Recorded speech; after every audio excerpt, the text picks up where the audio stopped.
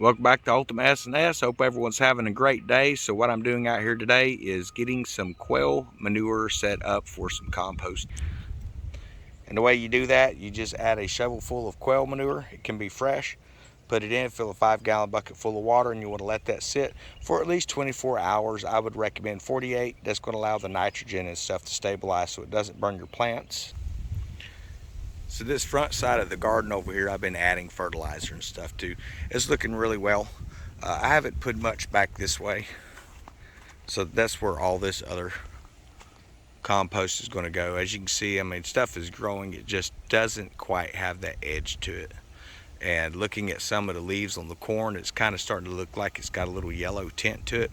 That's usually a good indicator that there's not enough nutrients in the ground. So we're going to remedy that. We'll probably pour that out tomorrow, is kind of what I'm guessing on this, and I didn't give it a good watering.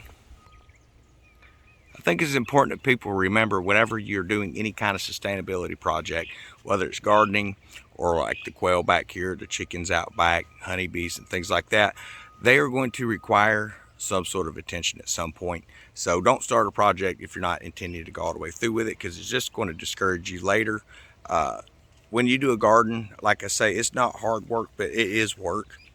You have to come out and maintain your garden, especially if you are a first-time gardener and you're putting a garden into virgin soil, which is soil that's never been used for gardening. You're going to fight weeds most of the year unless you turn that over during the frost seasons. And I'm talking 3 or 4 times to expose the roots of all of the weeds to some sort of a frost or freeze. And that's going to kill a lot of them out, but you'll still have some. So this front part of our garden here, this over here, this is so easy to maintain. I mean, there's not a lot of weeds. There's a few small weeds, but nothing like on this other side. And that's because I was coming over here and tilling this ground and just putting a lot of work into it. This second side of the garden over here, this is something my brother had started, and he tilled it in, and then that frost hit and killed everything, and he's just gotten busy. So I'm trying to cultivate something over here, but it's going to need a lot of nutrients added over here, because I had been putting this other section of the garden over here, putting quail manure in it for a year and tilling that in. So that's very fertile over there, as you can tell from our melon plants and all of our corn that's coming up. Our tomato plants are looking really good. You'll see I've got a few space, so these are big beef tomatoes and you need a lot more room, so I just put a lettuce next to those, and those should produce really nice plants as they come out. The stuff over on this end, this here is actually the small garden varieties. They don't get very big, about size of a ping pong maybe, and that's for putting into your salads and stuff like that. You can make sauces out of them and things as well, guys. If I had to recommend, if you could only do one or the other, either chicken or quail, and you have the room to build a box like this one, I would recommend doing quail. And the simple reason is, if you don't have a lot of funds to be putting into like food and things like that right now, you don't want to overextend yourself. Quail, they eat minimal food compared to a chicken. So if you're able to buy 3 or 4 bags a month, you're actually going to be able to stockpile some food for your animals. They produce plenty of eggs. You get on average, a egg per day from them things. And I get so many eggs, I have to give them away usually. But if I don't give them away, I typically will boil them and make a lot of pickled eggs and things like that. I like to make egg sandwiches and stuff like that as well. But eventually you kind of like, it still catches up to you, and you have to just give some of that stuff away, which is nice, and helps people out, helps out family members and all. And that's what all this is about, is getting to a point where I am sustained enough to where I'm actually creating an abundance of food. That way those family members and things who are working on other projects, or maybe they're unable to prep, they are actually going to be able to eat something when everything goes south. And mind you, if you're watching what's happening in society today, it's headed that way. It's already went south, guys. I mean, it's so messed up the way that this generation that's coming in can't see the bigger picture. They actually think that freedom is something that you can legislate. When it comes to freedom, it seems like every time I do a video out here, there's always a siren. That's how bad areas are getting. There used to be nobody out on this side of town at all. Now all we ever hear is an ambulance or police sirens. but that's the times. So be aware of your surroundings. Be prepared. Fully expect that you're going to have to protect your property in the days ahead, and you need to be stocking up on means to be able to do that as well. And I don't know what your status is as far as if you are legally allowed to own handguns and things like that. It doesn't really matter to me. And the reason I say that is because uh, any infringement on the Second Amendment is an infringement on the Second Amendment. And we're not supposed to be able to infringe that right, yet we do. Now, there's the arguments about violent felons and things like that. Well, here's the thing. If they are violent and they committed a crime with that type of a weapon, my opinion, they should not be released into society. A lot of the criminally insane and things like that, these people have worked their way into positions in our government. Look at them up there. It is very easy to determine that. They do not hold to morality. They are immoral. They are insane. And that is where we're at in today's society, is we've turned the loony bins loose into the world. I mean, I hate to say it, guys, not trying to be mean or anything like that, but there's a difference between someone who has got a mental disability and someone who is criminally insane, and they get in these powerful positions like what we have up there right now. But hope everyone's having a good day. We're going to walk back here and check out our chickens. You know, honestly, I don't even know if insane is the word to use on that. That's kind of harsh to people who are actually trying to get help for mental issues that they may be having. I think the best word is used in the Bible, and that is they've been handed over to a reprobate mind. And that is what we're seeing in society today, in my opinion. And these are the people that are calling the shots. These are the people that are rigging elections and things like that, because they want to see what they think is their agenda come through. But see, it's not really their agenda. They're just a pawn in pushing an evil agenda. And the only way to reach those people is to wake them up in some manner, some way. I don't know that all of them can be awakened at this point. Kind of a long walk back here. Chickens look like they're doing good. Let's see if we can get anybody to say hello here.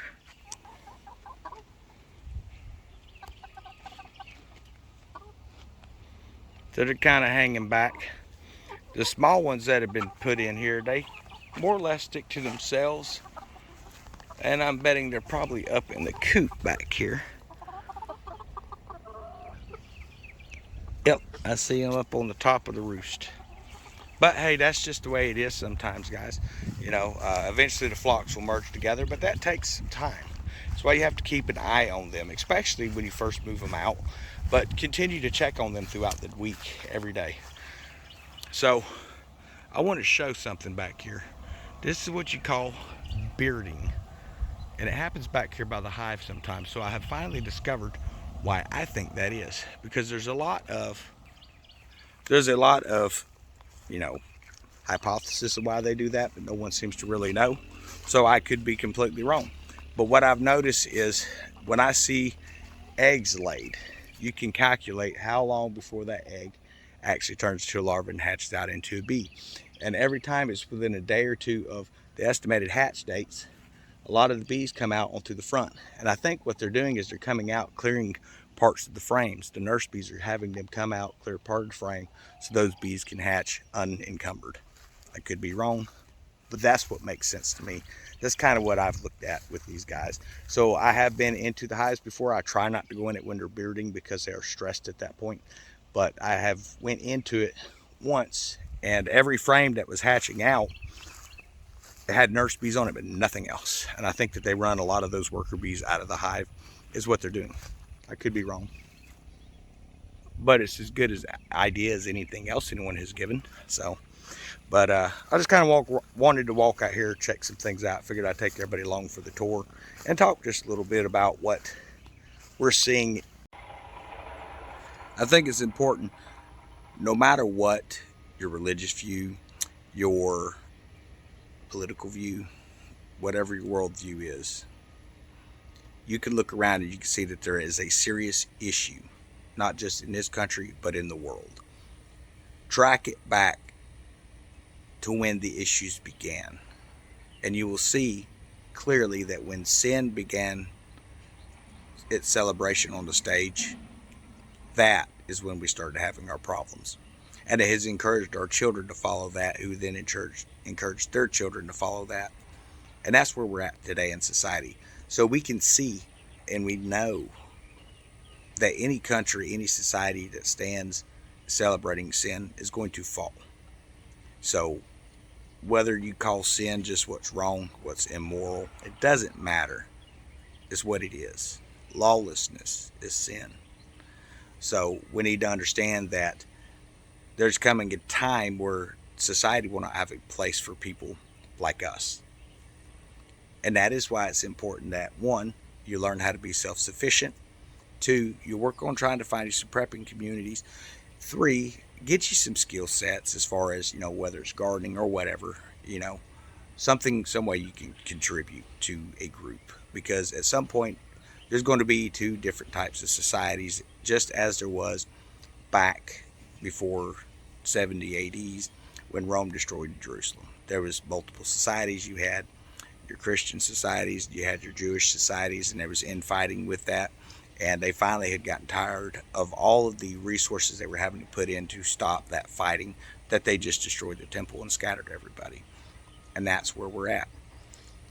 The government at some point, even though they're the ones who are keeping people at each other's throats, there's a day they're going to come in and they're going to end the American way of life. They're going to end the American dream. And it will become a socialist and communist country. And that is what is being pushed, the agenda that's being pushed. And I hope people can see what's going on. Now, for those who think communism isn't such a bad idea, you obviously know nothing about it. And I suggest that you do your own research. Stop listening to people who aren't even qualified to teach a gerbil, let alone a school system. And research it yourself. You're going to see that it is not the way to go. I like how everyone looks at capitalism as a way of basically imperialism. Understand capitalism, the way it started off was that if I can come up with a product, I can sell that product and I can make a living on it. Now, only the lazy who don't want to work for a living or come up with their own ideas has a problem with that. That is the way it is. And that is what we're seeing today. We're seeing a bunch of people who are self-entitled. They're spoiled. They're used to getting exactly what they want when they want it. And when it doesn't happen, they raise up and they start thinking that maybe socialism would be better. But understand, under socialism, you're not even going to get what you need, let alone what you want. You're going to get what they allot to you. So it's time we wake up. It's time you realize that we're losing our country, and there's only one way to get it back. And it's not putting people like Biden and Harris and Pelosi and, the list goes on. What do they call them? The triplets. I don't know. Ian Omar and AOC and whoever the other person is. I can't keep up with everyone's names. I don't even know how to pronounce half of them, guys. I don't even care to learn how.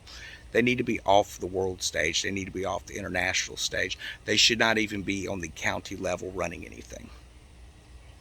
And that's the way it is. They don't uphold our Constitution. They take an oath to uphold the Constitution of the United States. When they fail to do that, they should be removed from office immediately. I know good and well we have federal entities as far as some type of a police force and things like that. We have the FBI, if nothing else. They can investigate and remove these people. But a lot of those positions are being held because they were given those positions by the very people we want out of office. So they're not going to do anything. It's all about money. Are you willing to change your lifestyle to get more food for your family, to grow your own food for your family, to get self-sufficient, to have a self-sustainability of your own that no one can infringe upon? Or are you going to sit back and wait for everything to completely collapse and then move forward in their society? Me, I'm unplugging from it. I'm getting away from their society. I make these videos and stuff to show people what they do.